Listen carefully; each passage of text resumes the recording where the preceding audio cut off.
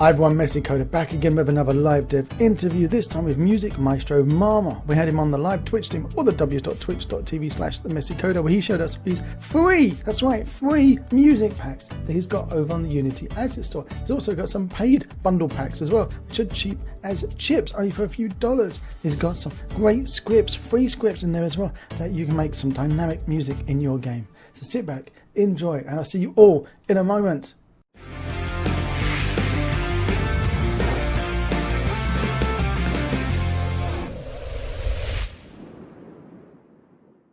Everyone sitting at home around your big screen monitors, your surround sound systems, your Alexa audio thingamajigs, give a warm and messy welcome to the magical Marma music from, not only I'm going to say Unity, but actually the orchestral world. How are you doing, bud? Hey, I'm terrific. How are you? Not bad. You are a proper orchestra in yourself, aren't you? You've got like a million instruments, and I was watching one of your videos, and you show all the different instruments that you found to research to make your medieval music authentic. Yep. So it's not just a case of grabbing a few drum loops from the internet and then sticking them together and then selling them on the asset store. No, I don't do that. For sure. No, I mean, I did put a lot of effort in the medieval one. And then it just depends on, the styles that I've learned to kind of master. But I have a ton of samples and I always buy new ones. I love to buy, new sounds, new sound libraries. But I try to stay away from pre-programmed stuff like, ready-made loops, because then I really feel like I'm cheating as a musician. So, yeah. Well, how long have you been doing music for? Because as you say, you're a proper musician. Yeah, so basically, like all kids probably, the parents just sort of half force you to go do piano lessons or whatever. But I was really never into it, I was hating it and I prefer play video games. And then when I was 18, I downloaded this program. It's called Fruity Loops at the time. Now it's FL Studio. And I was bored, and at 18, it was the techno and trance music was really popular back then. I don't know if you remember. Oh, I do. Yeah, so I was doing those. Yeah. So I was doing those, doing really crap trance and techno music. And then as I was trying to compose melodies with synths, I got really frustrated. I was like, wow, this is really hard. And I downloaded a few MIDI files from like Mozart and stuff to just see how these musicians, these composers did it. And I just was dumbstruck. I was like, wow, this is amazing. And so I went from techno to classical music in like a year. Wow. Really, really weird. You don't see that often. And then I've been practicing ever since. But I never really took any composition classes or whatever. I sort of learned on the fly. And I actually, if you look at all the assets I published, basically every asset is like a self-learning tool. Like I tried to learn how to code a little bit better. I tried to learn how to compose a bit better. And so you can see the evolution from the earlier assets and the later ones. So it's actually quite nice when you're learning as you're going. Yeah. So that's kind of how it happened. We're looking in the chat, and immediately we've got a question that just flew straight in there before we even put our feet under the table. We've got a question that's jumped straight in, asking what software do you use? Now, Sengoku, you got to extend the question a little bit, because what software are you using for mixing the music together, or what software are you using to actually generate music as well, because you've got real instruments and you've got some of it synthetic. So basically FL Studio is the DAW, digital audio workstation. It's like an all-in-one program basically where you can do everything, mixing, editing, composing, everything. Wow, so it's everything. But then inside, you have several, on the market. You have FL Studio, you have Cubase, you have is Cubase still going? I think. And then you have, Logic Pro, and few other ones, but I don't really look into what's in today. It's just FL Studio. I started with that one, and they have a nice policy, which is you buy it once, the license, and you get all the updates for free, which is honestly amazing. When you look at Cubase, if you have to shell out like 200 euros or whatever every time they have a new version, it ends up really costing a lot. I know people who have got who've kept their Windows 98 machines so that they don't have to get a new version of Cubase. Yeah, exactly. I mean, it's sometimes it works, and they just add a few tweaks or features, and you don't want to be left out. And then, I mean, so yeah, that's why I use FL Studio. And then once you know a software, learning a new one is just such a pain. So that's the main one. And then, of course, I bought an external USB audio interface. I have professional mics to record live instruments if I need to. Even though I don't do that very often, I did for the Medieval Pack a lot, because many of the instruments are to get that sort of musician real feel, like playing the guitar or something. Or for the Rock Pack, I mean, it's very hard to emulate an actual electric guitar using synthesizers. So that's I've recorded that my electric guitar with that audio interface. But then and also then you have a lot of what you call VST plugins. So they're like external synthesizers, and I use a lot of sound libraries. So I use the East-West Quantum Leap. They have a whole website, very, very high quality instruments. I have everything from choirs to world music, orchestra, everything, drums. Oh, cool. And also the other one is from the UK, Spitfire Audio, really, really good libraries as well, very high quality. And when you're doing orchestra music, I mean, I cannot play an entire orchestra, so you have no choice in that instance. And there, I mean, it's about really, you have to get better at composing, but if you have a crap sound library, then, it's really limiting. So you have to invest. And so I've invested a lot in those libraries. It takes up like nearly more than a terabyte actually. Wow. of worth of samples. So it's actually quite an expensive occupation to get into. Like, how long does it take you to break even really on an asset when you're making one? Because they're not. You sell them very cheap. They're like $5. I know. Well, that's because I'm an amateur musician. So. That's not even it's not my job. So I studied political science actually in university, and I have a full-time job. So this is really something that's my passion. And I mean, the competition in the music sphere, I mean, if you look at the music assets, it's insane. I mean, there's just so much music out there. And to make a living as a musician, I mean, it's really hard.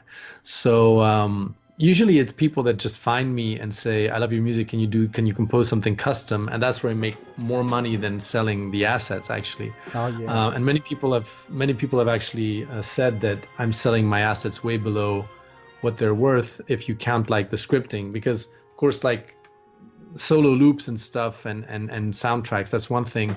But if you can generate like randomly generated soundtracks that can play on, and be fresh every time you launch them, it's a completely different thing.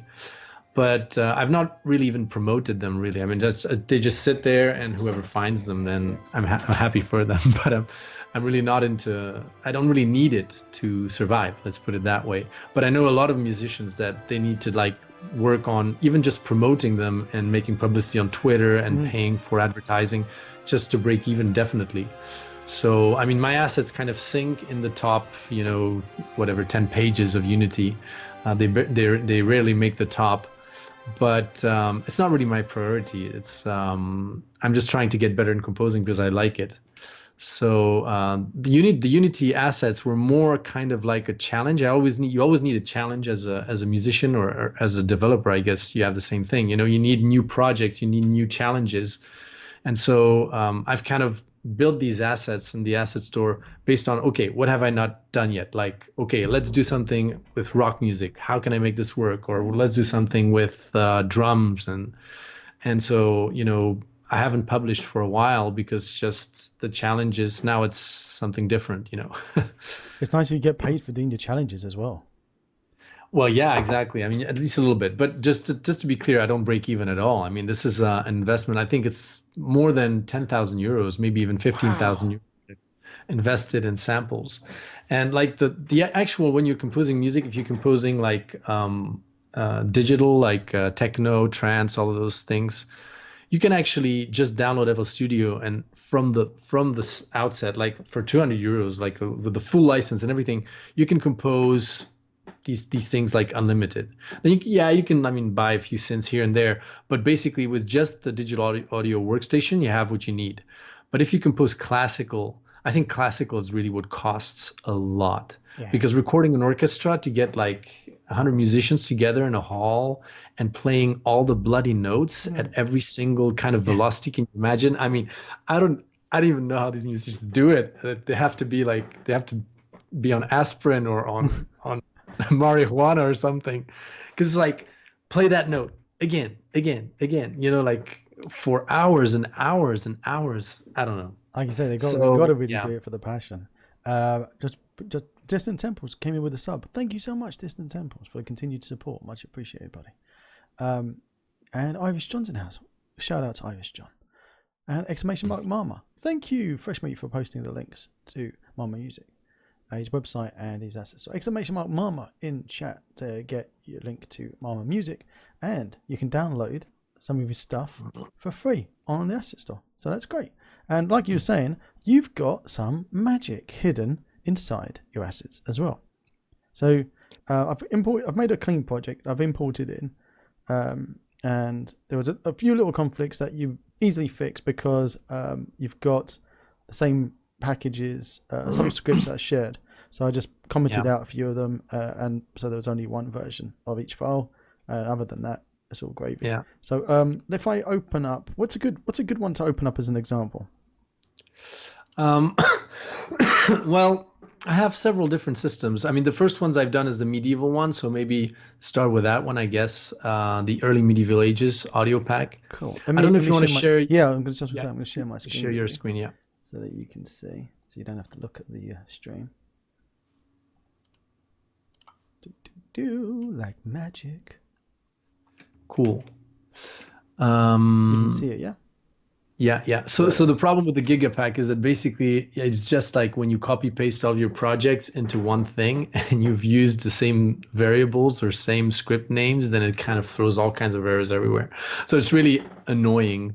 Standalone, they all work fine, but then when you put them together, then Unity doesn't like it. So I've also found some problems when I was preparing on my side. So it's stuff that I have to clean out. But yeah, it's basically you're in the angels and demons, so authentic early medieval ages. And there's two sections. You've got interactive and non-interactive. Yeah, non-interactive is basically loops. So here in the non-interactive, funny story, I love to do game jams. Probably many of you do. Oh, brilliant. But it's really awesome when you just go there and as far as inspiration, when you're alone in front of your computer, like, okay, what am I going to compose? But then when you go to these game jams and these developers say, oh, I have like a 1950s drama game, this is what the folder you're in, they want to do something like black and white with Godzilla. And, they just ask for this orchestral loop. And yeah, so you can can you hear it? Yeah, how do I share my audio with you? How did you share the audio the other day? Audio. I think it just worked. I don't know if. Oh, when you share your screen, you have to tick a box actually. So maybe you should disable sharing your screen and reshare your screen, and then there's a thing to check. Oh yeah, share sound. There you go. Yeah. So now I think everybody will be able to hear. So they just ask me. It's just oh, okay, cool. So this one's called Godzilla. Yeah, so like they asked for this kind of orchestral track that's 1950s style. I put a filter on it, and it sounds like from a record player or whatever. Yeah. So basically, There's one is looped, one is not looped. I always give like the two ones like with an ending or that you can play in a loop, and then stingers. And so they, during these game jams, these developers, they ask me to do plenty of different things like 8-bit music, orchestral, whatever they can think about. And I just spend a whole weekend composing for all of the teams because it's much more interesting than just sticking to one team. And so everybody has their music at the end of the event, and everybody's kind of happy for that. Oh, so jealous of you. Well, if you're bored at the moment, there's a game jam going on, and actually we just hosted the Messy Coders' first community game jam. Everyone loved it so much that a lot of the people who were in that jam got together and decided to form a team to join another jam. So they're called what have you called yourselves? Messy's Community Badgers or something? So yeah, that's nice. They're saying, do you want to join our current game jam team? We don't have a musician. Well, let's see. I don't know if I have that much time at this time, but I usually do them live because I like to actually meet people in person. Oh, yeah, but you can't do definitely, that yeah, definitely, if you have a game jam going on, well, why not? If I have a weekend or something, because I've kids, right now with the confinement, actually it could work out, but usually it's nice when it's from Friday to Sunday. I just leave the family behind, and I think this one's running for like 2 weeks or something. Oh wow, yeah. So you have time. You got plenty of time. You'll remember you're on the Discord. So in there's a section called Messy Game Jam, and there's a channel called Game Jam Work in Progress (WIP). And I think brilliant. They're all hanging out in there. And if you want to pop in there, when you get time, for sure. Yeah, for sure. I will. I will, because it's really nice. It's for the inspiration. It's always better when you have people that send you art, visuals, or a game. So yeah. So you've got a world folder. Yeah, it's like people that were asking for stuff like ancient Greece or Egypt, and some of them, like the drums, is just like exported from my packs. Some of my packs, like the drums ones, where it's like ethnic music with a lot of drums and flutes and stuff, So what kind of drums do you have in the house? I just have like hand drums and a few things, but I only recorded the hand drums for the medieval. Otherwise, this is all samples because it's just impossible otherwise. Do you have one of those hand pan things? Yeah, I have like a hand drum that you can, or a tambourine that you can play. the hang on, let me show you I don't know what the official term is.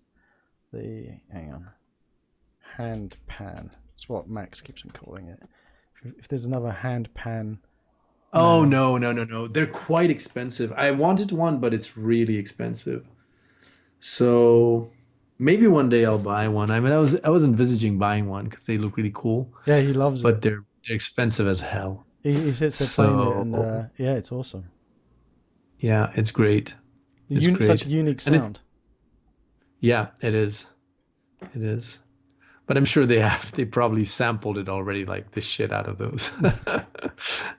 And I mean, like piano and percussions are actually one of the most easiest to sample in a way, because you can really control everything. Whereas, for instance, the violin is like that's so painful, so difficult to sample. Yeah. Do you have a violin? I have a cello. My wife has a violin, but yeah, I have a cello. Do you get her to play the music for you as well? Like, honey, come here, honey. Yeah, she does sometimes. She plays the violin. She played it earlier afternoon. Do you give her some of the royalties? Well, she never recorded any samples, actually. Maybe I should ask her. That'd be nice. I can't believe you haven't already. Well, it's difficult to have her play my stuff. She's like, nah, I don't like this or that. Anyways, and I'm also very picky. So, when you criticize your wife, it's very dangerous. Hey, don't do that. It's a dangerous sport. It's like rugby or something. So it's more dangerous than that. Yeah. There's not that many fatalities in rugby, but there's a lot when you criticize your wife. Exactly. So, like saying that note wasn't really in tune. It's like that's a teeth. That's a teeth. That's cost your teeth. Anyways. Yeah. Oh, next I will just subscribe. Yeah. Thank you very much, buddy. So if we pop into the interactive, if I go into authentic medieval battle music, that sounds really cool. And you've got a README in here. Harold says this is a very do not under any circumstance change the folder structure of the resources folder. The resources folder has to be located in your asset folder, and the folder structure has to remain untouched. The reason is that many scripts rely on this folder structure to load the samples into arrays. Many scripts could stop working if you change the folder structure. Be sure to add an audio listener to your camera. All right, cool. Alrighty then. Yeah, so I don't know if the demo scene works. What I usually do is what's easiest is if you have like a project where you have an FPS first person player or whatever, and you just drag and drop the prefabs into into the scene, and then if you walk through those triggers, it actually plays the music. So that's I'm always trying to think of how easiest it is for developers to try to integrate music into their assets. And if you just give them the code and saying you have to trigger this or run that, some of them don't even like to code that much. And so if you have just these triggers and you drag and drop them into any scene, and then just walk through that scene, through those triggers, and then it just starts the music, I find it's much more convenient. So that's kind of the end solution that I've reached in order to make it really usable and quick to integrate into any project. And I had some good feedback about that kind of system. What's also nice is that since those are triggers, you can just click on the trigger and see what scripts are attached to it, and the whatever method it kind of launches, or the pieces of code that it launches. So if you want to then trigger the music manually, linked to some events or something, then you know what kind of what calls you have to put, like the on click, So that makes it really easy, I find. Oh, cool. I'm just going to import in the standard asset FPS controller, just so we can walk around. And then for sure. Yeah. And I have a few prepared here if you want. I mean, on my side. Oh, awesome. If you want to share my screen afterwards, so. Yeah, we've got it. All right. Unity's being wonderful.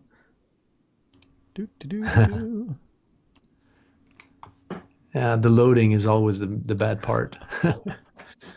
Have you thought about moving over and supporting other stores like the Unreal Marketplace? So I tried to look into Unreal, but to convert the scripts that I've made for my music for Unreal is surreal.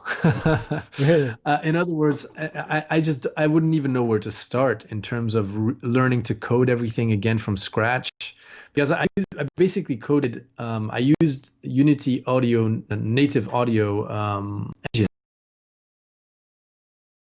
The whole random and interactive music is all based on C# programming and scripts. And in Unreal, it's the system where you have to kind of link different parts, like it's kind of visual coding. I have no idea how that works. And I tried to look into how the audio works with the loops and stuff. And all I could do is just port the Angels and Demons ones, where it's just standalone loops, to the Unreal Store, and I just left it there. I think like it was purchased like once or something, but then I just forgot it, and I forgot about it because it's too much work. I mean, I could port some loops to other stores and other engines, but not the random interactive scripts, because that's really a pain to code. And I suppose you get more people using SoundCloud or whatever to buy your stuff than they would be buying it from the Unreal Marketplace. Well, yeah, and especially, I mean, that's what I find my added value is that when you use those assets, first of all, you don't have to purchase Elias or Fmod or use any external engine. It's all there. So you can debug directly with Unity. You can look at the resources, how much it takes, what happens. You can even customize the code because it's all there. And you can even look at it. look at the code. And then it's just much more customizable. You can really do whatever you want with it. You have everything is there. All the samples are there, all classified into different folders. And so that's my added value basically, is the random and the interactive. So random as in I've broken down music into basically little subparts that you can then reshuffle and play in various orders. Oh. And that means that the music always stays kind of fresh because it never starts with the same sample or the same music. And I had the idea, basically Mozart did what's called a dice game. So in his days, basically he composed a piece where you would roll the dice, and based on the number that you got from the dice, you'd play like one part of the music sheet, and you could recompose. You could like create an original music piece just randomly by rolling a dice. Oh. And I found that was really powerful back then. I mean, can you imagine, like, you had a grid of plenty of different and you have to kind of like tick the box and like the possibilities were amazing. Like if you mathematically calculated it, you could generate like thousands and thousands of new quote unquote pieces of music. Of course, like you'd still recognize the parts, but the order in which they would play would be fully original. And so I had that idea plus the interactive idea. So having a script where it would just change the intensity of the music depending on what happens in the game. So here you have the red one is for stopping the music.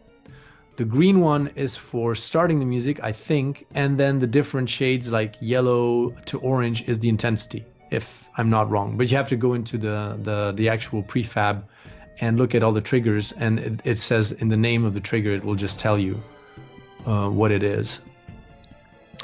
So if you roll it out, like there you have them. So you have, what is it? I can't see very well.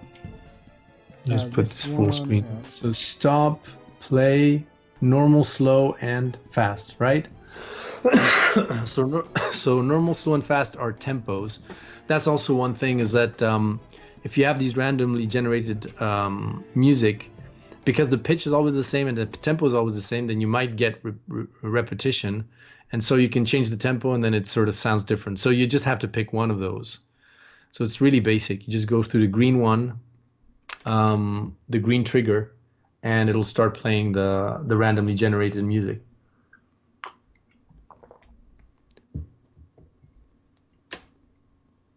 Let's go. Ta-da, let's see. Oh. Will it or will it? Yeah. Will it, won't. It does? Yeah. Can you hear I can't hear it here, but no, I can't. But it's okay if others can, that's fine. So I'm taking it, this is the battle one, right? Yeah, we have got 2 audio listeners. Got 2 cameras actually. Let's get rid of this up camera. So what's nice is now if you reload the scene, you go into the scene, you walk through the green one again, then you'll have a different track, as in like different samples will play. It will generate another track for you with a different drum loop, a different melody. So basically inside the script, I've pre-programmed a song structure, which is like what samples should be playing at what time. Like start with the drums, then you should have the melody twice, and then the drum solo again. See, something like that. And I've programmed like 4 or 5 different structures. So the structures are randomly generated, and the samples are also switched. So maybe if you walk through one of them, like the tempo will change abruptly. I don't know what will happen actually. Try it and see what happens. Okay. Did the tempo slow down, or you put the volume up? Maybe you have to wait for the end of the loop. Not sure how I programmed that one. Oh, yeah. Yeah, it changed the tempo. Yeah. Yeah, so that's what's nice, is that it changes the tempo, but also it changes the pitch, and that means that it does, like, you don't have the same kind of pitch all the time, which is also something that is redundant in the music sometimes. So that's how nearly all of my assets work. Now I have like two main types of assets in the interactive class. Those that are randomized and work like this. And then there are those that are based on loops that you fade in and out. And there it's more like the electronic ones. Like if you want an example, just go into the Electro. Oh, I got an error. Because is there an error? What is it? Oh, it's me. Yeah. Because the footsteps. I removed the footsteps. That's fine. Why is it complaining? Alright. If I push play, is it going to complain again? No. Oh, no, it does. Complains that I don't. Okay. I took away its footsteps and it complained. What about if I have nothing on it?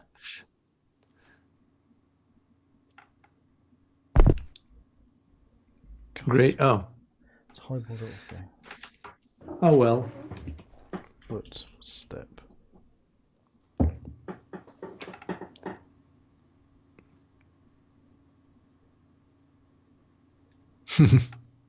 How do you get rid of the footsteps and the stupid unities? I have no idea. What if you disable it? Well, that's the thing. I put it to Oh, no, zero, wait. thinking Yeah. it would disable it, but it Yeah, lied yeah. to me. Okay.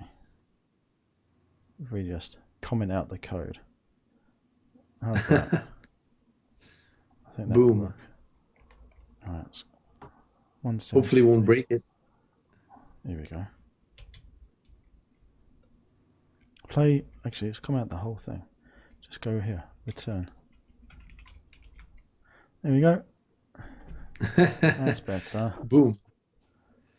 You don't like it when it throws errors, do you? No, I don't like errors. I can understand, yeah. There we go. That's better. Yeah. So you still can't hear any sound coming from my... Well, that's fine. I trust that. I mean, I'm sure that your viewership would say, if they didn't hear anything, they'd say like, "Hey, there's a problem." No, Maybe no, it's because it's. Yeah, I did Yeah, that thing on screen you said. That's fine. Maybe because you're sharing the audio in one app. Maybe it doesn't work in the other. Maybe. Right, Maybe. let's load up the other, because you had another one I was playing about with. Oh yeah. Would we? Yeah, I've had streams before where I might have been muted for half an hour playing a game, and nobody said anything. And then eventually they go, "Wow." They're like, "Why have you been so quiet?" Like, seriously. They need to be more reactive. Yeah. Or maybe it was 5 minutes, but to me it felt like half an hour. They're falling asleep. Yeah, that's generally what happens on this stream. There's no way, everyone. Let's save that. Oh, it's nice change we made that. Oh, what's this? So I guess this is one of the earlier systems that I had for demoing it, is just like a flat 2D panel where you just press on different knobs and it just plays the music, but I'm not sure that's how it is. Or maybe it just says how you're supposed to do it. I don't know. How to use this asset. Drag the church onto the object of your choice. In your game, whenever you want to activate... This is... just ignore that. Maybe, is there a prefab folder somewhere? Let's try another one. Yeah, prefab. Okay, well, there you go. I mean, it works the same as the other one. Ah, okay. This is probably an old way of doing things, where I'm trying to explain to people how to do it with writing code, and then it's like, just forget it. But don't forget, you need to have that FPS scene. Yeah, don't worry. For what's this? What is that? It's a ready-made one. Round and a capsule. It'll be nice if I'm in the right scene. Oh, look. In the standard assets, they give you a nice little folder and everything. Lovely. Yeah. Right, church. So there though, you have a lot of things. So you have the red one is the stop again, and then you have plenty of different music that you can trigger from the different panels. So I don't know if you want to try all of them because that's going to be a bit overkill. We've got here the tick. So when I go through them, I assume this is going to tick. So yeah, it's going to tick. Yeah, exactly. So the thing is though, because I want it to be realistic, this is not fade in, fade out. So basically what happens is you walk through one of the panels, then if you walk through another one and you want to change from, say, like Gregorian chant to choir or something, then it will wait to the end of the loop that it's currently playing, play an end loop, and then play the next one. So it's really like it ends like a natural song would end. You're falling through the ground. Or they're too high up in the sky. Too high, yeah. Yeah. So these actual FPS samples are from your pack. No, I don't think. Or are they? Maybe. Yeah. Maybe I included them. Yeah, maybe I included them for people to test it directly. But I mean, it's not really required. I assume people would have their own game and their own project to drop those prefabs into. Yeah, you assume, hopefully, because that's a lot of assumptions. I assume too much. You do assume too much. Right, I mean, I don't know why anyone would purchase my assets if they don't have a game to test it in. That happens a lot. Here. Did I just what? Yeah. I think I've broken it.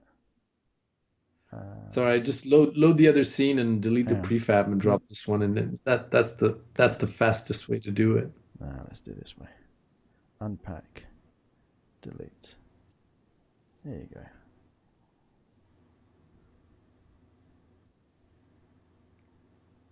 Didn't I already delete the camera? I deleted the camera when I was in when I was in play mode, didn't I? I deleted camera in play mode. There we go. Maybe. Yeah. So then it's like you're not even there anymore. It's user error. There we go. Yeah, asset addiction. People just buy stuff for the sake of buying it. Yeah. And then it sits there, right? Exactly. Just sits there. So if I go one of these. Yeah. Oh. What is it? What is it? Like the organs? Yeah. Okay. Well, there's 4 intensities. So if you walk through the next one, it'll fade into the green ones, yeah, and then it'll just fade into another organ loop. And like the last one is the biggest intensity, and it just waits for the end of the loop usually, and then it transitions to another one with higher intensity. The last one is like really like Satan is coming to your church, to your local church, to get you. Oh wow. Yeah, and that's randomly generated as well. So you have like, I don't know, 6, 10 or 8 loops, different loops, and they can be played in any order. So that's what's really nice. It just keeps the music fresh, you know, every time if you walk in through your. So if you walk in for another panel, it'll stop the organs. It'll probably wait till the end of the music, then play an end sample, and then it will play whatever thing you've walked through. Yeah, that was nice. Oh wow. And so for the church one, I also really wanted to make it authentic, like really like it actually sounds like what is being played in church. I like how it ended without it being just sharp cut. Yeah, I have like special endings for all the samples typically. Like for the choir, this is a Baroque choir, the pink one. Is it? Oh, if you walk through all of them, then it's just gonna wait.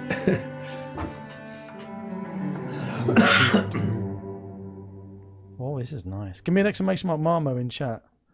Yanni said, I want the Giga kit now. Well, you can buy it, mate. Well, you will have a raffle, right? Oh, yes. Yeah. We're going to have a raffle. We're going to have a raffle.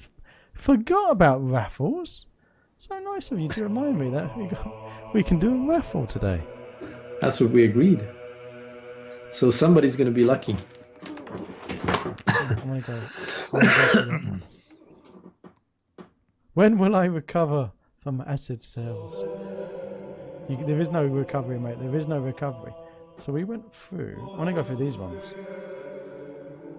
Yeah. So you have to wait. You have to wait a bit before. I mean, if you walk through them, because I don't know what these ones are actually. Maybe those are the speed. I don't know. You know, you have to look at the. I think this one, because I went through the chant ones. Yeah. And the choir. So I think. And this is the organ then, maybe. This is the. The organ, dynamic dynamic organ. Yeah. Okay, that's what it is. Because I can't hear anything, so I don't know what you're listening to.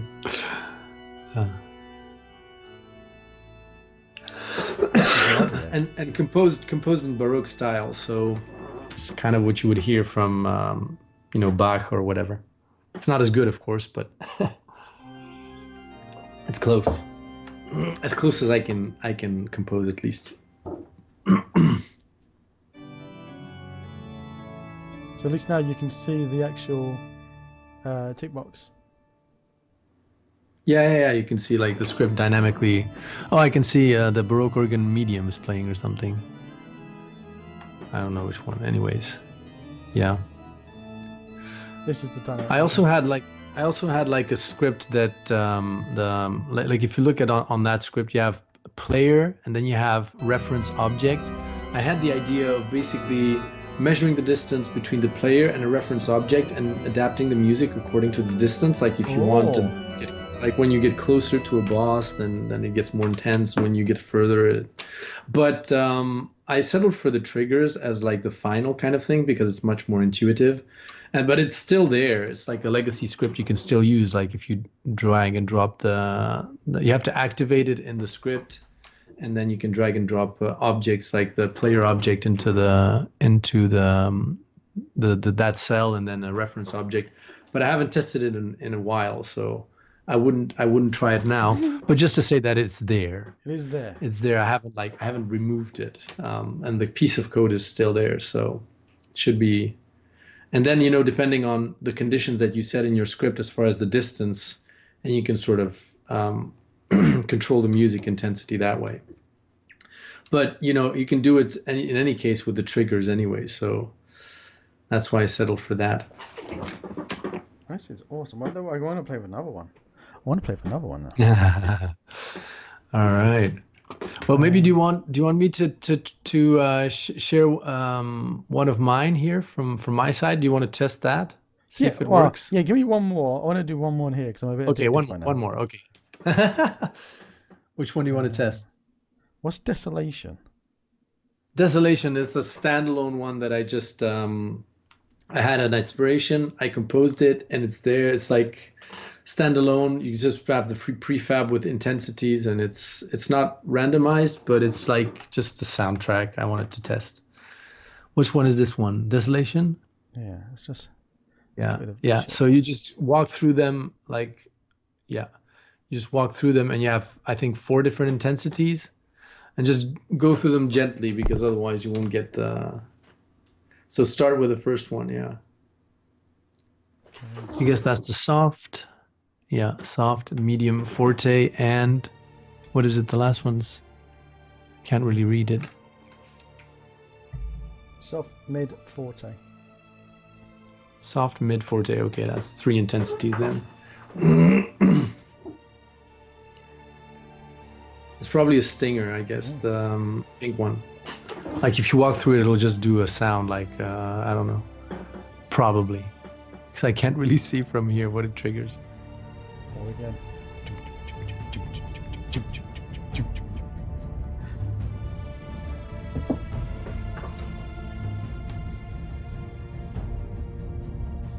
I've got so many music packs on the asset store. So many I've got in sales. Yeah. And this is actually the most fun I've had of any of them. Oh, really? Yeah. That's nice. Thanks for the compliment. Oh. Yeah, I think the interactive. What was that? That was the drums. The stinger? Oh yeah, that's stinger. Yeah. So just when you go through it, it'll. Oh, no, it's the cymbals. Okay. And careful, because when we walk through the red one, it'll stop the music. So yeah, it randomly triggers a stinger. And on beat, of course. So you still have to wait like. Yeah, that's the way I've programmed it. Oh, it's lovely. That's bloody good. Saying transitions are very smooth. Music is insanely hard to use. To find something fitting, this is great. This is a very nice pack. And the girl was saying, this sounds great. Cool, thanks. It's great. Well, I want to do your horror one. Psycho Demo. Oh wow. That sounds That one is yeah. That one is with the buttons. okay. I can't even read the text. Oh my lord. So you just press on the ambient first, and that's like just like a very generic ambient atmosphere. Then if you press tension main, then you start having this kind of, this is one of those mixed ones where basically you have certain things that are on beat, like the percussion and certain other things that triggers instantly, and other things that just flow because it's composed in a way where it doesn't really matter. Like you don't really hear a tempo in the tension main. It's just a tension. So whenever you press the tension perks, it'll start like, and then you can put add-ons as well, which is like these very disturbing sounds. Yeah. And then if you press terror main, then it will fade out the tension and it will go to sort of the terror, and then you can add layers to that. Like you can add percussion if you press on the percussion, the bass, whatever. And then if you press the tension main, then it'll just fade out and resume the tension with I think it will just if you press on the tension main, like the yellow button, I think it will stop the percussion and then fade out and do a fade in like Oh man, this is making me crap myself. So if you press on the tension, try pressing on the tension one, like up above. Oh, I'm too scared. The yellow one. Oh yeah, it's the one. And we'll just transition back. Oh wow.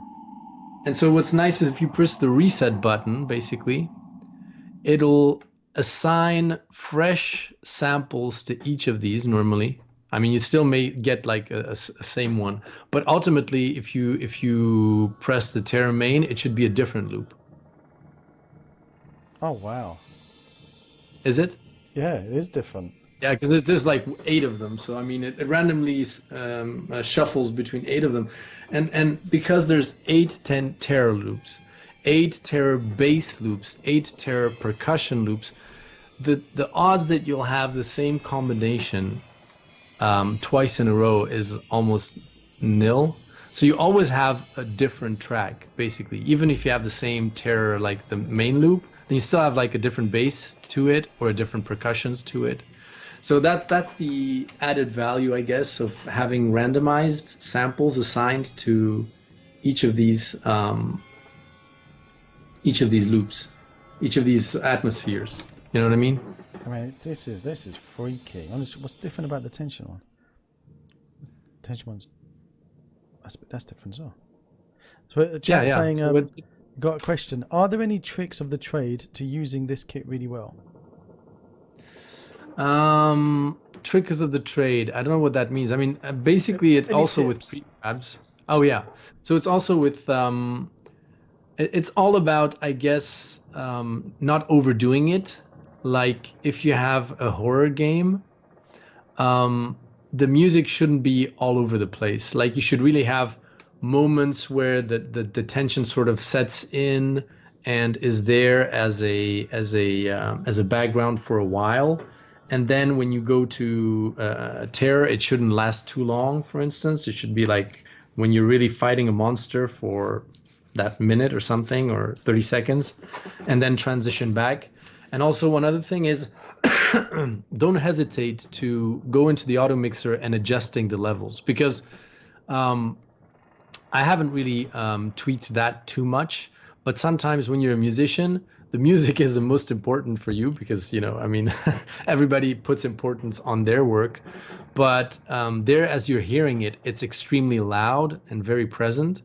But in your game, you may want to adjust the levels manually. So like assigning different volumes in the script, like I just put all the volumes to 0 when it goes from like minus 80 decibels to 0 in the mixer. But maybe you can put like minus 10 or minus 12 and play on the levels as far as the volume, so that it doesn't take too much place in your game, because it doesn't want to take you out from the atmosphere of your game. Like if you're playing, I don't know, Resident Evil or something, the game should be, the music should be there to immerse you in the atmosphere, not like deafen you basically while you're playing. So that's the two tips I would say is like, don't overdo it with the transitions. I mean, if you have like transitions every 30 seconds, then it's going to be really annoying to the player. And don't hesitate to manually adjust the volumes according to what you find fitting to your game atmosphere. I don't know if that helps. That's awesome, mate. Thank you. Dreadful saying this pack is very good for a scary game. Dark Dungeon Studio saying that you need it. It feels the chills. Herdsvat saying, I feel like such a sound noob. I didn't even know about this stuff. And Fresh Meat says, you said fresh, so I'll buy it. And it looks and sounds great, which is a bonus. So yes, if you need something sexy in audio, then, and I'd say pop over to the asset store, click on Marma, and you can grab some of the free packs that he's got there. Try them out. Yeah, you can basically the horror pack, for instance, you can test it. It's just that it has like I think 2 loops instead of 8. So and it's fully functional. So I mean you can test it at your leisure. Really, it's just that of course it'll get repetitive after a while because they're not 8 samples of each. But I think for nearly all of the packs, I have a free version that you can try. So, and which is functional. At least you can hear the actual music. So that's very generous of you. So this one doesn't have a script sitting on the actual parent. So it's on each different one. It just collides and then. Is that the drums? Yeah. Yeah, and there are a lot of them, so you need to like select because otherwise it'll be kind of chaotic. So basically what you need to select when you put the drum one is whether you want it to be orchestral or ethnic, whether you want it to be what tempo you want. Basically, I usually normal is the default, and then it's 5 different intensities. There's the ambient, which is just very, very low drums, very subtle, very discreet, soft, medium, and forte. So that's like the 4 different levels of intensity that I've programmed into it. Nice. These are lovely. Yeah.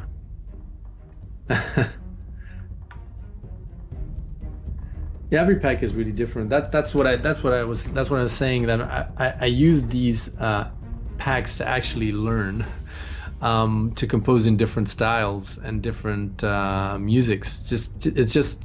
It was a nice challenge, you know. Every time I did some research, listened to some music like drum music or medieval music from real musicians, just to get inspiration, and then it was like a challenge for me to try to emulate that or to just sharpen up my composing skills. You know, like a game developer would basically try to program a first-person shooter or a turn-based game, or you know, just because you know it sharpens your skills. So wow, it's making it go faster now. Yeah, you really need to know what all of those different colliders are, otherwise it's a bit chaotic. That's awesome. So, can they be set to a volume? Sorry if it was already said or asked. So, basically in the audio mixer, the code makes all of the layers they're broken down into different channels. If you go on the audio mixer tab, by the way, it's a good thing to show people. Like down with your mouse on the audio mixer. Yeah. And if you go on, what is it, drums? I guess you have the drums mixer there. Drums there. Yeah. So is it playing right now or not? No, still there. Okay, so if you go back into the game and you start having it play again, I don't know what you have to walk through there because I don't know the colors by heart, but it's going to run through all of them. Ah! There, is it starting? Okay. So you see there's the master, there's music, and then there's the individual channels.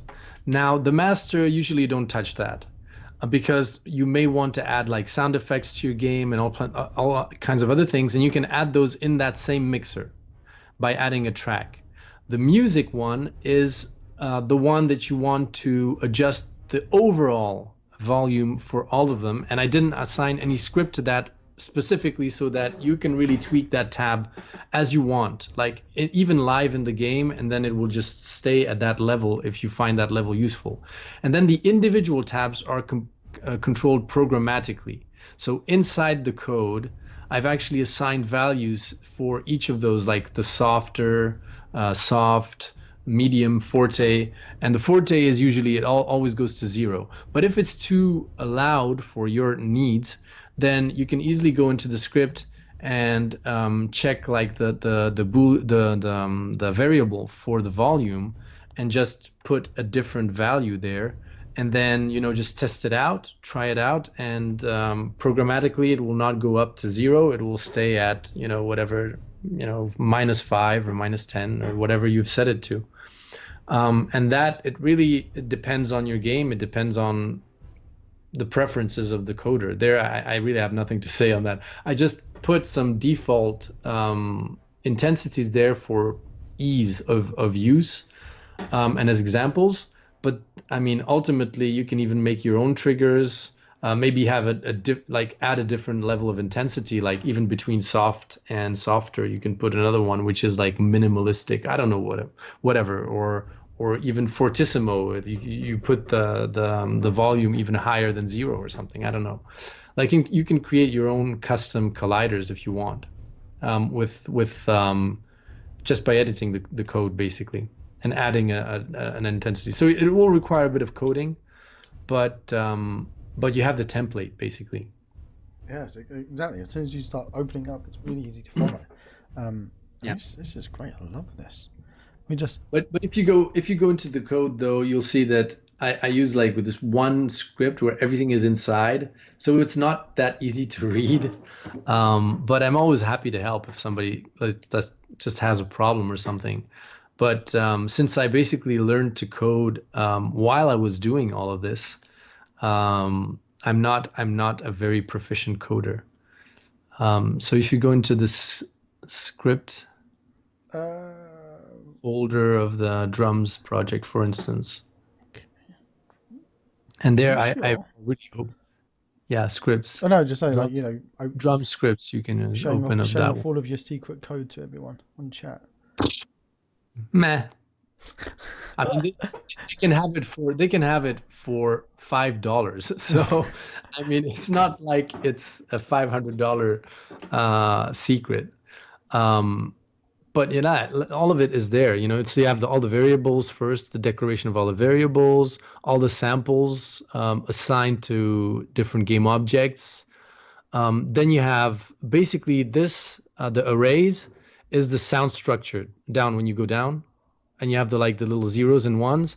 That's like the sound structure. Like it says, like on measure 1, play the drums. On measure 2, play whatever. And you have several of those so that it's not always the same structure. If you go down, I have to open it up. Okay. Well, you don't.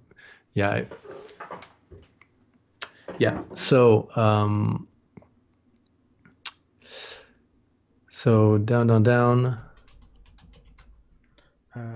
Hertzvat saying, I wish I knew how to set up mixers beyond global volume for sound versus music.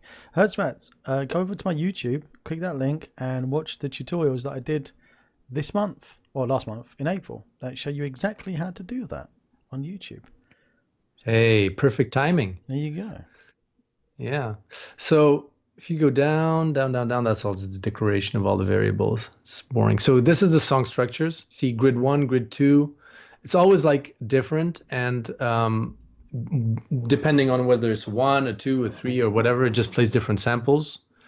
So that's basically like like I've basically reprogrammed a sort of a digital audio workstation inside of Unity manually. So if you go down, that's just the grids.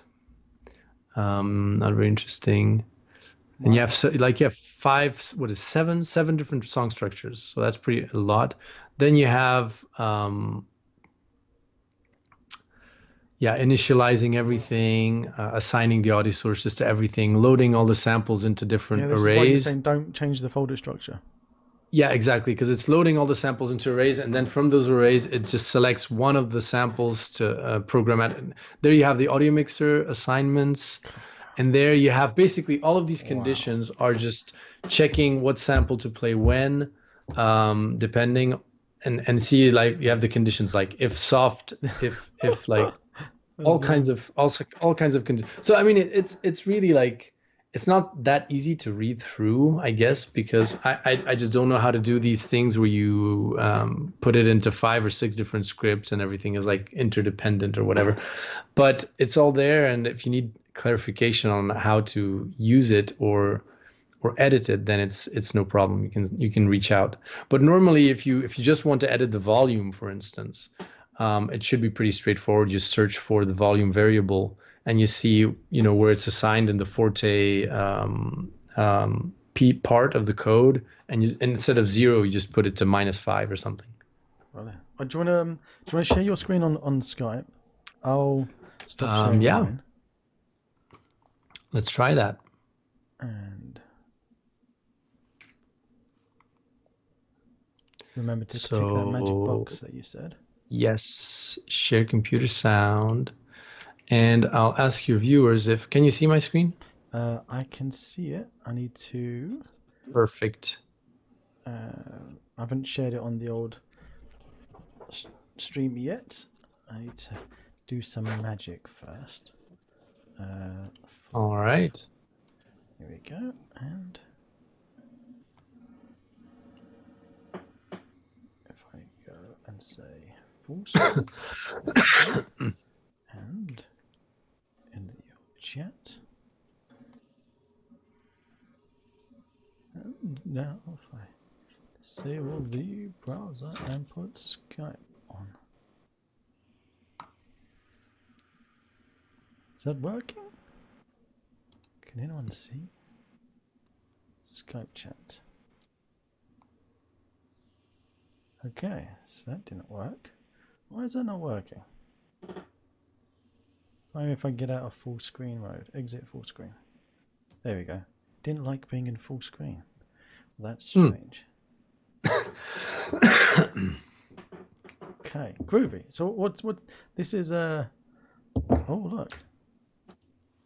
So I've basically used another one of these let's see, let's put the audio mixer, and I think I'm in the medieval one. Yeah. So basically, this is a fantasy one that you can download from Unity, and you have these triggers, so it will start playing the lute. Oh, hang on. Can you hear it? I can. Let me just make sure anyone else can. So. Yeah. The music stopped. Why is the music stopped? Can you still hear it? Yep, I can hear it. Cool. And the viewers as well? Yep, it's coming through the same speakers, same microphone setting as you're talking. Cool. So basically, the lute, for instance, is the example of something that I recorded. I recorded my guitar, and I recorded 16 different loops that can be played in any order. So it can just play, and you will not notice the repetition that much, because it will just randomly shuffle through those 16 loops. Whereas if I had actually stick them one next to each other and composed a 2-minute piece out of it, then after a while, the people will have noticed like the pattern of repetition, you see? And so right now, if I walk through this one, I think it'll fade out. Yeah, it'll fade out. And then what have I assigned to it? When it'll be at like a certain level, it will just drop, and then something else will start. Yeah, the flute one. The same thing. So I compose again like 16 samples, and they randomly just go. So this is the Viking demo, isn't it, from Unity? I think this is the fantasy one. The Viking Village is another one. I'll show that one later as well. So here this is the randomly generated folk music. And so you see that the flute, it ended with the ending sample, and now we'll start the randomly generated folk songs. Oh. This is the crumb horns. And here's the stop.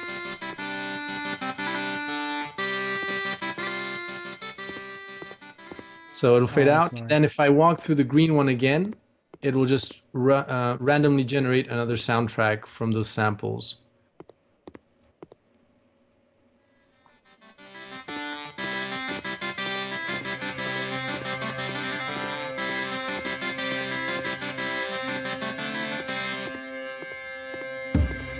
It's a completely different. Oh wow! Completely different sound. Completely different song. I guess you have to. So it'll start playing a melody.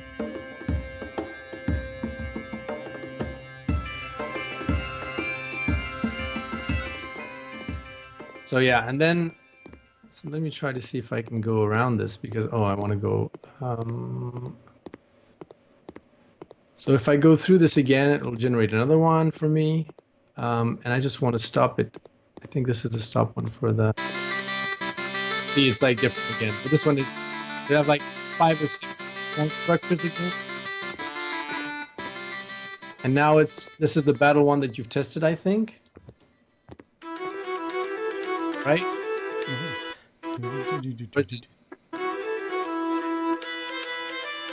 And the same thing. So I have like 8 melodies, I think, that can be combined with some drums and generate another soundtrack every time for me. So here's a stop for this. And then there's another battle script here where I think it's like there's a piece kind of, but that's a different asset. So I don't know if I'll be able to see it in the audio mixer, but let's see. Is it here? Is it not here? Okay, that one doesn't work. Okay, never mind. Probably didn't set it up correctly.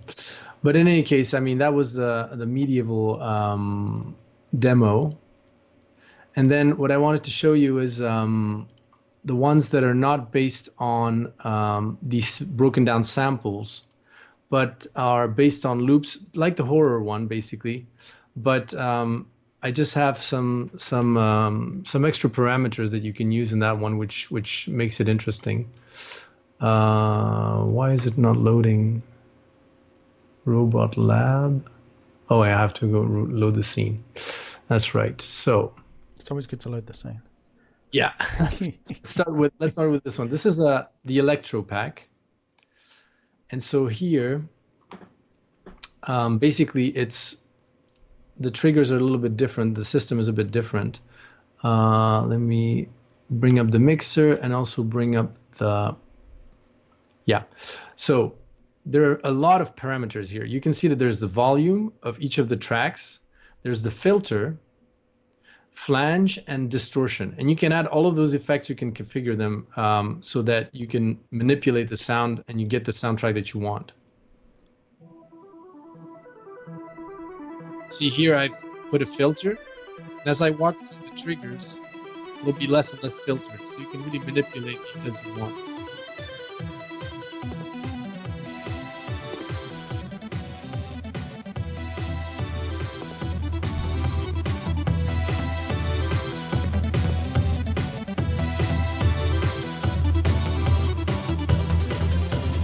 I'm liking this. Dancing. Yeah, so basically what you can do, for instance, if you want to play around, like this is the soft trigger, and here you can set the volume. So let's put the volume a little bit higher. Let's put the filter a little bit lower, and let's put the flange, some flange effect. And when you press play, and you walk through that, then the sound is going to be a bit different. I can't see your editor window when you're editing that inspector. Oh. Okay, you see, you hear the difference? See, I've added a sort of a flange effect to it, so which is included in the... What is a flange? Well, it's you know, on a guitar when it goes like whoa, whoa, whoa, whoa, whoa, like this, you know, that kind of effect on the sound. Was that kind of sound. Basically, the audio mixer has certain effects that you can add to your music. You can add reverb, you can add flange, you can add distortion, you can add a filter, which just makes the sound a bit muffled, I guess. That's the the idea. And all of these you can adjust for the need of your game. Like if you want like a moment where the music is kind of muffled, or when it goes higher in intensity. The way that it's done is basically, if I go into the interactive folder, I'll just maybe show how things are work under the hood. Like if I go on this track, you have these different layers that are basically exported separately, and then they're recombined via code. And what's nice, for instance, is that you actually save up, sometimes you save up space by doing that, because if you look at the space that one track takes is 3 megabytes, which is the same as if it were an actual soundtrack. But because I export the drums separately, I can have a very short drum loop. That's it, basically. And have all these layers separated. Like the bass loop, it's pretty, Terminator. So I don't really need to have the full 3-minute bass loop running. I just need to have the actual loop there. And so once you have that, like a background kind of synth, once you have that, then you can save up space and still get the interactive thing where you can control each layer separately. Like if you want to get rid of the drums, you can get rid of the drums. If you want to add the bass, you can add the bass. And so you're not really stuck with a track where you can really manipulate it. And what's even nice also is if you are into music and if you know how to make music, you can actually, you look at the tempo, you can go into your audio workstation and then compose your own track from those samples. You just drag them there, and then you can build your own track basically. So that's the electro one, but I have several others. Like the horror one we've already seen. The rock one was quite challenging actually to compose, because well, yeah, I mean it's live, and the transitions between the different levels. I mean, in electronic music, you can do fade outs, but in rock, it really is crap if you do that. So it's really, the transitions are actually on beat. And you cannot really like transition instantly, but at least it sounds like more natural. So it's like a soft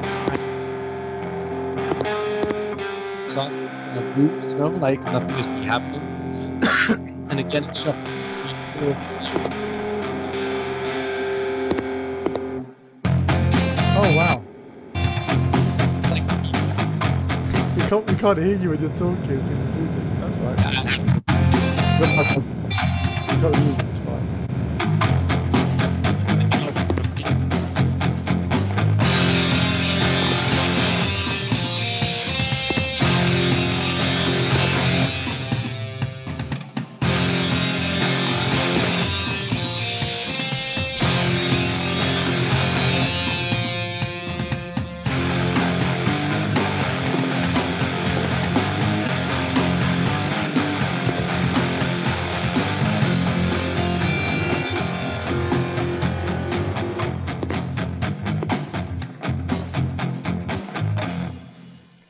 And now these transitions are awesome.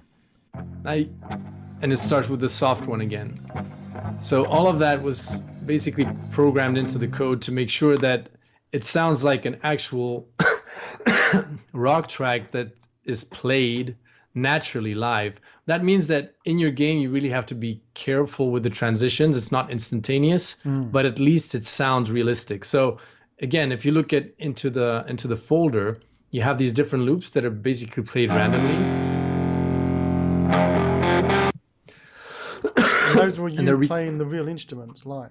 Yeah, that's me playing basically. And then you have the medium loops that also play randomly.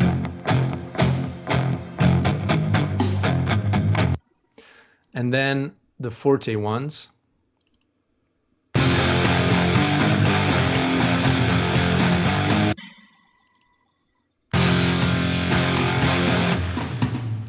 And all of these can be basically played in any order, which means that if it plays forte, it will shuffle between, what is it, 11 different samples, plus sometimes it'll throw in a solo that I've recorded.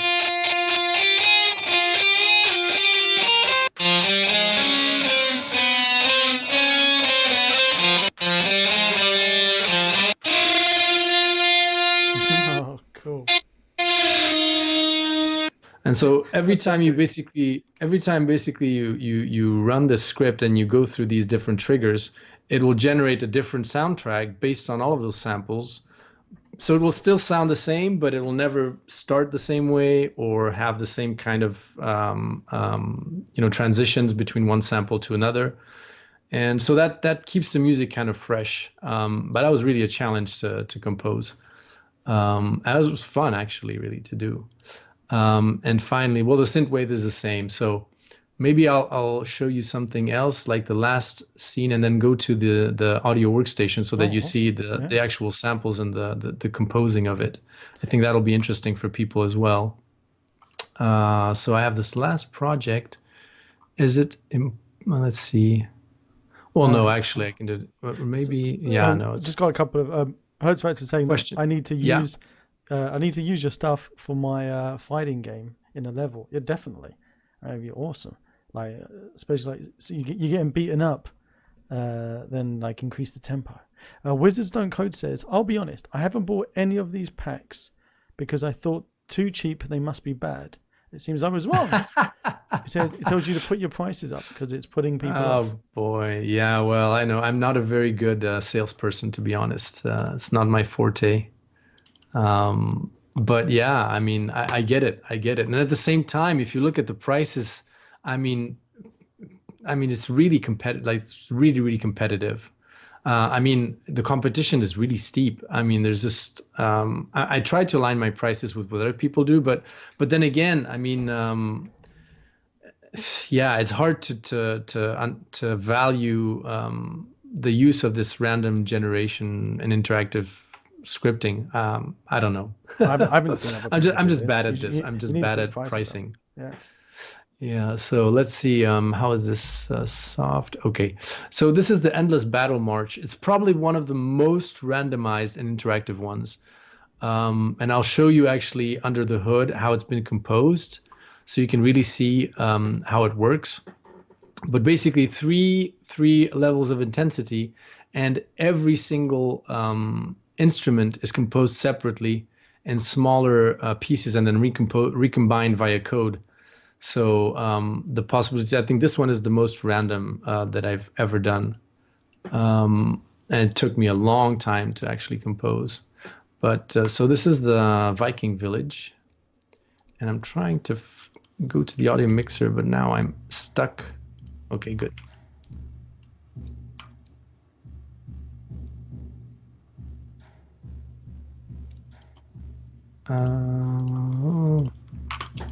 Let me out. Let me out with my mouse. It's...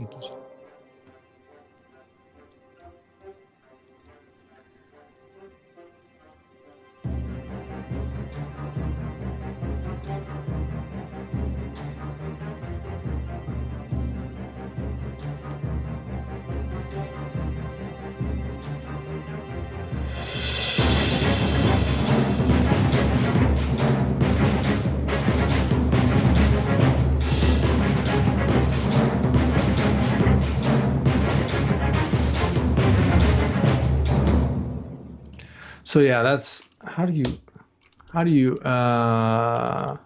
no, okay. I think I got my mouse back now. I can exit. Okay. So basically the way it works is between intensities, of course, it waits for the end of the sample. This is my digital audio workstation, by the way. Don't be scared. It waits for the end of the sample and then it plays for the transition. So here you have 8 different bass loops, for instance, in 8 different, and it's the same one, but at 8 different intensities. So see, that's soft. This is the same one. Oh, I can't hear anything now. Oh, you can't hear? No, it's not showing the audio from this. Oh, crap. That's bad. How can I do that? Start it? Maybe I should, maybe I can, maybe I can exit Unity actually, because I don't need to share anything on Unity, and see if it works. And if it doesn't, I'll just start share. Tell me if you hear anything. Nope. Okay, then I'll stop the sharing and start it again. All right. Now, does it work? Still nothing? Still nothing. Oh no! But you see this? You see the screen? I know. Though. I can see. It's crazy. Yeah. So okay. Well, I'll just show it like this. I don't have a choice. But so maybe you it's have outputting from a different speaker. Maybe. Let's see. Normally it's from the same one. But how about I do this? Maybe that will work. And you tell me. Yes. Yes. Yeah. Awesome. So bass, 3 different. See, that's one layer, for instance. Same one, just at a higher intensity, and then again. See? So 3 intensities, the same kind of sample, and you have 8 basses. Then you have 8 violas loops.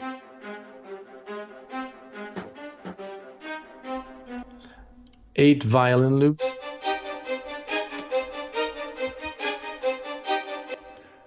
Eight drum loops at 3 different intensities. And so when you recombine those,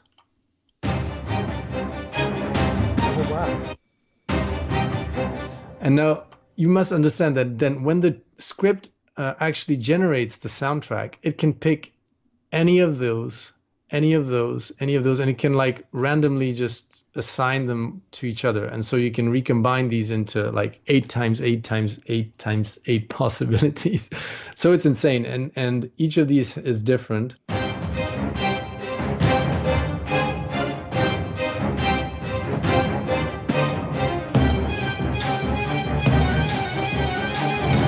But you see, and then you can create a soundtrack based on that. And on top of that, you have like different moments where you have like these slow pads. Oh wow, yeah. So how long did it take you to do this? But this one took me probably more than a month, I think, to compose. Wow. Because you have to compose all of the different melodies. Like for instance, here is, what is this one? Horns. In a soft version, and you have the same one in medium, and then the same one forte,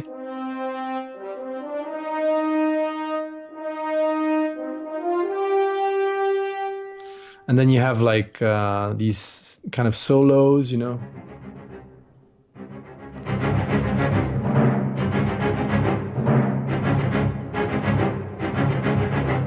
And so all of that is basically coded into the script, and then the script basically just generates a soundtrack which is modeled here, for instance, you know. Like you can, and even if you're into music and you know how to use these audio workstations, then nothing stops you from basically going into the script. Where is it? Endless Battle March. There it is. Resources, Forte. And then you just take any sample from here and you can drag it and drop it into your audio workstation, and then start to compose your own track from it. Like for instance, that's the basses, and then you just go to, you want to add some drums to it. You just add some drums and you start composing, you know.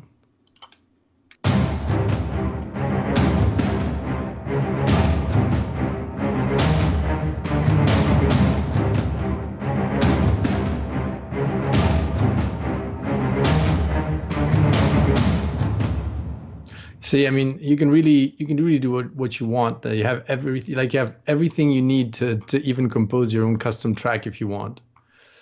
Because all the samples are separate, you know. All the samples are. See, it's that easy.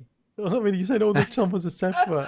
Oh God, look, man, this took you. Well, you have to compose them first, though. Exactly. You spend a So month. it's easy once you've You spend composed them. years learning music, then Yeah. honing your craft. A month to compose it, and then ages putting it all together. Yeah, I mean, if you look into the melody, for instance, here, it's like it's the actual notes there. It's a synth, you know, so.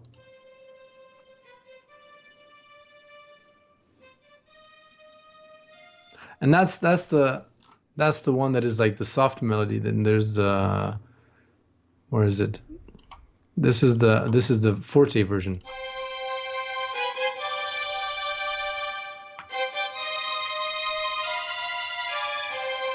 So yeah, you need to have some musical skills to compose it, but putting it together honestly is like assembling Legos. You can really have fun with it if you want. It's not very complicated in the end.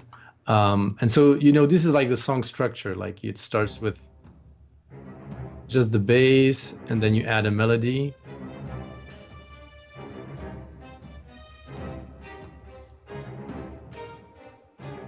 You have little stingers as well.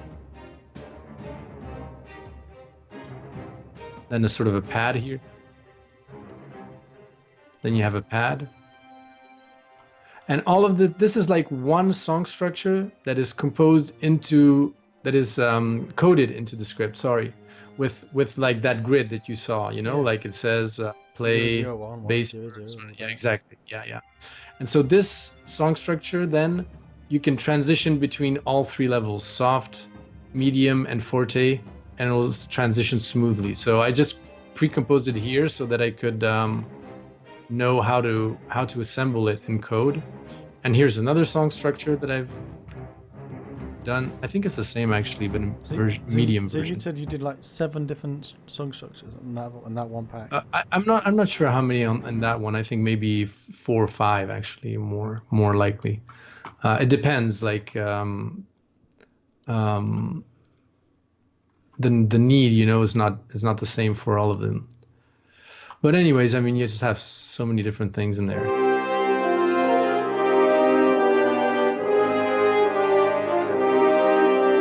And you can just play around with these samples. All of them are in the folders, and you can have fun with them.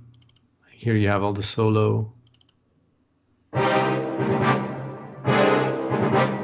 And you can assemble them with any of the drums, any of the basses. It's composed in a way that you can assemble this the way you want.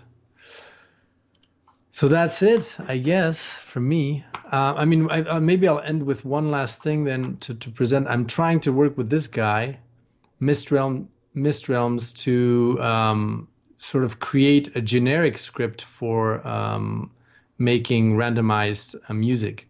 So he's trying to help me streamline my code to make it more user-friendly, and he's also doing some procedural world generation, which is why he was interested in my procedural music generation. So he thought, you know, maybe he could use some of his skills to help me. But it's been taking ages because I'm not very responsive, and he's also busy on his own project. So he has some showcases here of like a few upgrades to my medieval script, which I don't know when I'm going to be able to roll out, but trying to like create a more readable, a more universal kind of script for generating randomly generated soundtracks with a song structure nevertheless. So basically what I've done in what I've tried to do with him is, you know, the grid that you saw in the coding earlier, to separate that grid into small pieces and then randomly shuffle between those pieces of the grid. So just have like just bass and drums, and then bass and drums melody, and have these little grid parts, and then create a script that can shuffle between those parts, but it still sounds like an actual soundtrack, and it's not like some of those random generated soundtracks which don't sound like they're actually composed. You know, they're really like random in the wrong way, I guess. And it's finding that sweet spot between randomness and, you know, like expanding the possibilities so that it's even less repetitive, but that it still actually sounds like music and not like an AI composed something and it just sounds like an 88-year-old randomly playing the piano, you know? So that's the project I'm trying to work on now. And then I had plenty of other ideas. I mean, on my YouTube channel, if you go on my YouTube channel, one challenge was to actually compose live. I didn't know what I was going to compose, and I just decided to compose live, which is this SoundCloud thing launches itself, and it's really annoying sometimes. Yeah. So I composed 11 hours live, a 10 minutes symphonic piece, basically. So that was my latest challenge. And, you know, and then you have plenty of ideas. Like I wanted to create this, now that I have a script for generating randomly music, I thought maybe we could create like an infinite symphony where everybody would just compose bits and pieces and feed it into a Unity, you know, engine that was somewhere online, and then people could just randomly generate a symphony and it would just grow exponentially, you know, with more and more samples and more bits and pieces of the composition. And I don't know, I'm trying to get things done, but you know, if you're a father like I am, then you know it's not always easy to get things done. So that's where it all stands, I guess. This is my latest thing. So I don't know if people have questions. They enjoyed it. I think everyone loved it, right? It's brilliant. Let me just fix this thing on my channel. We basically has had you've got Gilda saying this is great. It could start a VST addiction as well, but the good orchestral VSTs are way out of reach. Oh yeah, well they're expensive. They're definitely expensive. I mean the Spitfire audio is just, yeah, it's like €1,000 just to get a decent library. Wow. But I mean, okay, yeah, if you're not really that much into composing, you can just buy. I think Spitfire Audio has the Albion 1, which is a very basic orchestra where you don't even have like the separate instruments. You have like groups, but it's really to start with. If you want just big sound, good quality sound, and you don't want to do anything very complex, then that's fine. But when you're composing stuff where you're actually composing for the instrument, like the basses, the violins, the viola, everything separate, then you need some really good quality samples. And these are not even the best. I mean, this is an old composition. It's like 2016. So if you look at my videos on my YouTube channel, you'll see that I've done better since. Let's put it that way. It's very, very modest. We got a question in. Put you in multiplayer games. Does it work okay? So would this work for multiplayer games, in where you have to sync the music for other players? Well, either you have the music that plays for the player personally, and not everyone hears the same soundtrack, depending on the conditions that he's in his game. I'm not an expert in multiplayer games, but I guess the player is always at a specific point. Like for instance, if he's far away from any enemies, then if the script is running on his computer, then the music will adapt to that situation if it's running from his computer. If you want to have a server that's actually feeding the same music to everyone, then interactive is not probably the good idea, because then people won't have the same experience, unless it's really something like League of Legends where everybody is basically fighting at the same time. Yeah, exactly. If you're all in a group in the same place, I think that's that's the only time it would really work. But if you have a different experience, every player has a different experience, then interactive may not be the good thing. But however, what is nice, if you use one of those randomly generated soundtracks, like the medieval one, for instance, actually those soundtracks last. And that's one thing I forgot to say. Because they're structured, they last about 3 to 4 minutes. And then they stop and another soundtrack is generated randomly, which means you can just keep it playing for hours and it will keep on generating new soundtracks for you until you ask it to stop. And so it will really like that you can have running if you have like a medieval game and everybody's in a village or something, then you can have that randomly generated script playing for hours, and it will always sound similar, but you can play with the tempo, you can play with the pitch, I need this for my tutorials as the background music for my tutorial. I'm always struggling. Yeah, you can do that. You can do that. I'll tell you what, you've given us two winners are going to win anything they want from your library out of it being the Gigapack pack. Is that correct? Yeah, so basically I thought that the first winner would have the Gigapack, and then the two other winners, so we had 3, would then choose anything else but the Gigapack, if that's all right. Yeah, that sounds perfect. Well, I'll tell you what, we'll do it backwards. Yeah. We'll do those 2 first, and then we'll do the Gigapack last. We'll build up to it. Like what do you call it? Crescendo. Crescendo, yeah, let's do that. There you go. So I'll just go on my Unity page and generate the vouchers directly. So don't forget, if on the Gigapack you have some errors, just let me know, because since I've just copy pasted all the projects into it, there may be some interferences between the different scripts and parts. So yeah, that'd be helpful actually. Exclamation mark raffle in chat, everyone. Exclamation mark raffle in. How do you do a raffle actually? You just type in the exclamation mark raffle in chat. Oh wow, that's nice. That's easy. It's that easy to do it.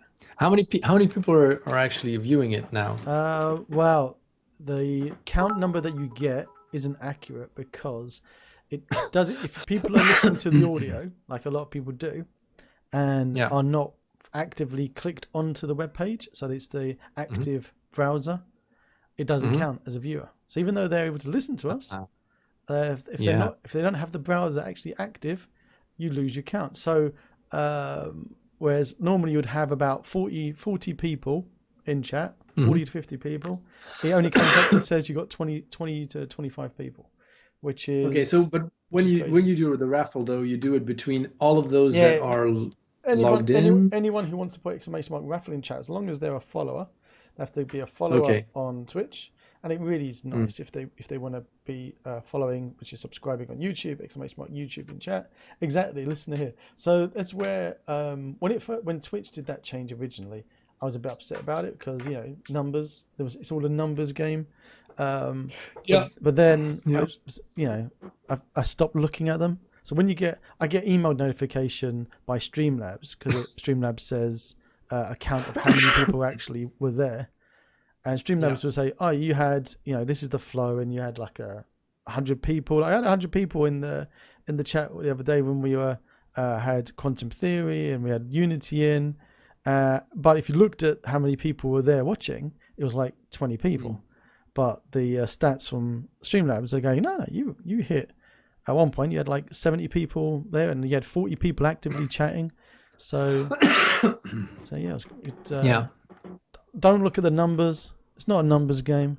It just makes you depressed. Yeah, definitely. It's just quality, do it for the fun. quality. Exactly. And like you said, you do it for the enjoyment, for the love of it, not for. Yeah, I mean, I had a blast composing all of these. And I had a blast listening to them, playing with them. Yeah, the Infinite Fantasy is also awesome. I forgot to talk about that one, but okay, and you don't have the time to see everything, so I'll let people discover things by themselves. Yeah. I'm going to be playing about with these, no doubt, when I'm doing tutorials. So they'll be in great. There. I'll be and as I'll be trying to work out how to do it in my fighting game. So when somebody's losing when his health goes down, I'm going to transition to the higher tempo. You can do that. Yeah. They do that in Nintendo in the last round in the Mario Kart. Oh yes. They sort of accelerate the pitch so that it's like more stressful or whatever, engaging. It does get stressful. We got the first winner. Can you do a drum roll so we can pick the winner? Ooh, drum roll. Let's see. I have to load up a sample for that. The first. Let's do that. Let's do that. So with a symbol at the end. Orchestral. So you do the drum roll and then do and then I'll click the button. Yeah. All right. I'll do the drum roll. Let's see, rhythm set, orchestra kit, and then I have to go on it. Can you hear everything?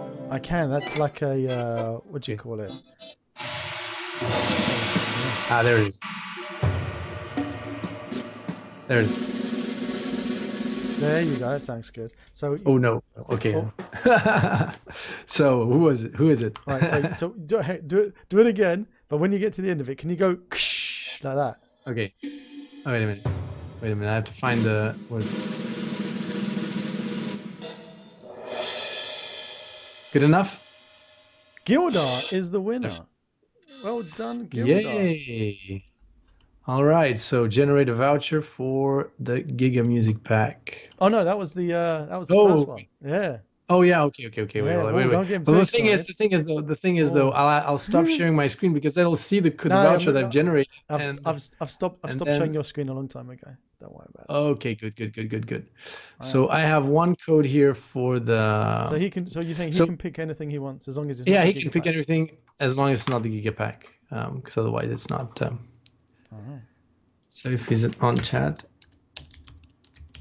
here I'll put the voucher that I've just generated here. Okay. So what is he interested in? You'll have to sit. I think you'll have to sit and take his time to do it. All right. Well, you just let me know. You've got far too much stuff for someone to make a snap decision like that, mate. All right, the next one, we need another drum roll. All right. Oh, wait a minute. Where's the drum roll gone? You've lost your drum roll. Oh yeah? No. Because you stopped sharing your screen.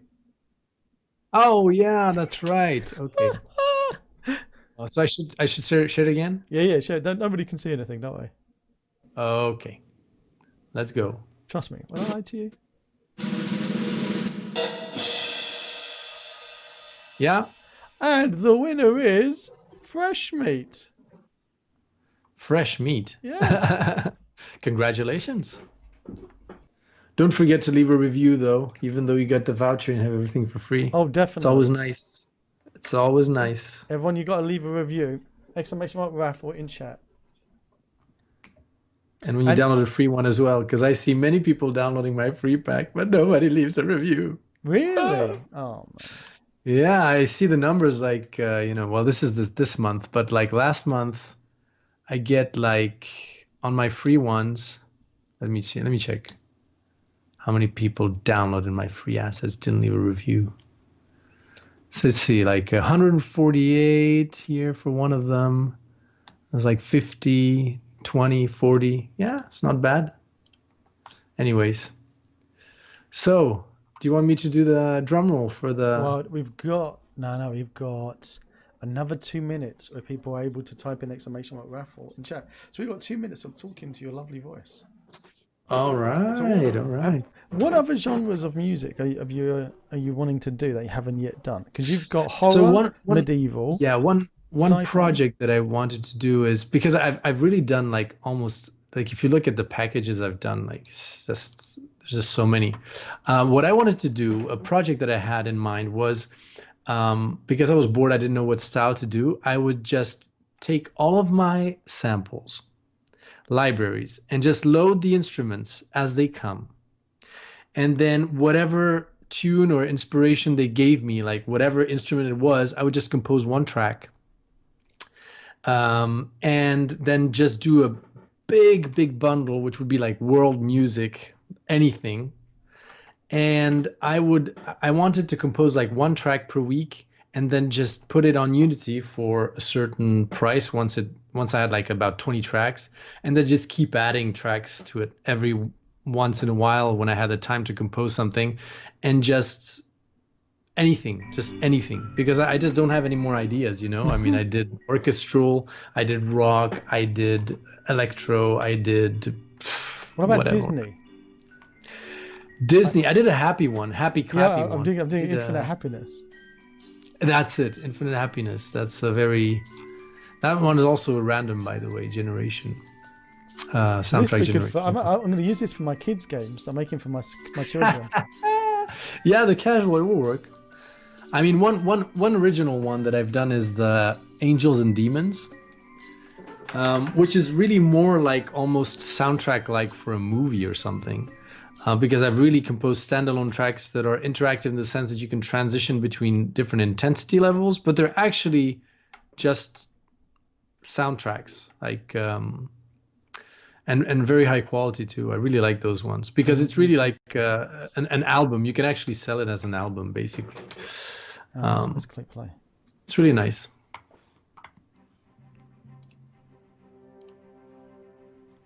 Even if you do say so yourself. Yeah, I actually listened to that one myself. You need to blow your own trumpet, so don't be worried about that. I have to.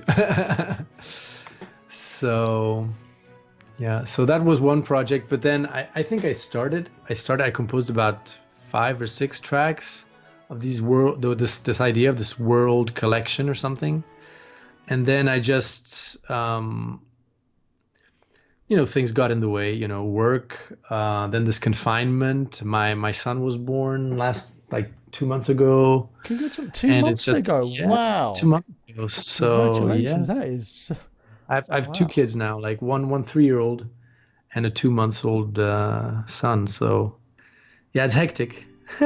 Wow, that is crazy. So, if ever I have time to resume that project, I'll definitely do that because I think it's nice. You just compose one track with every single instrument that you own in your library, and that's like thousands. So it will take me years to get through all of them.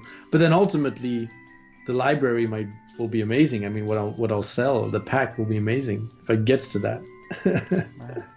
Just to let you know, but Gamey says that he has 300 people download his asset a month. Wow! And only 4 people have left reviews. Yeah, I mean, what is with people? they just take your shit and run. No, I'm just kidding. That was true. I mean, if only I would leave reviews on every single thing I download, though. But I'm guilty of that as well. At least the things that I purchase, I guess that's always nice. Yeah, especially if it's given for free. It's always nice. Even just to get, like, sometimes I'm even happy when people just give me constructive feedback because that's how I get these ideas of using prefabs instead of trying to explain to people how my code works, so they can just drag and drop it into their game and it works. Well, this is crazy what you've made. It really is bloody good. Well, thanks a lot. I mean, I try, really, but it was an idea basically. I tried to find something that wasn't on the asset store, I guess, that didn't really exist. Yeah. And so yeah, that's what I did. Filled in a gap, and then I just left it there. Awesome. Yeah. So the top one that you pasted in is the horror, the second one is the Giga, and the last 2 are the medievals. Is that correct? No, the very first one before I put anything is the Giga Pack. Oh, then okay. the horror pack is the one right below, but that one's cancelled. And then the 2 medieval ones are the, like one and the other, one below the other. So does anyone remember who won the Giga Pack? I wonder if he remembers that he won it. Oh sure, win the raffle and then run. We'll see how it is. Yeah. And so yes, see, people being honest, it was Sanya. Sanya did win it. Congratulations, Sanya. Hit me up on Discord, please, winners, so that I can make it easy for me to ping you your winnings. Mate, that was blinding. That really was. Oh, you can stop sharing your screen now, by the way. Oh yeah, okay. You're allowed to stop. I give you permission. Cool. Great.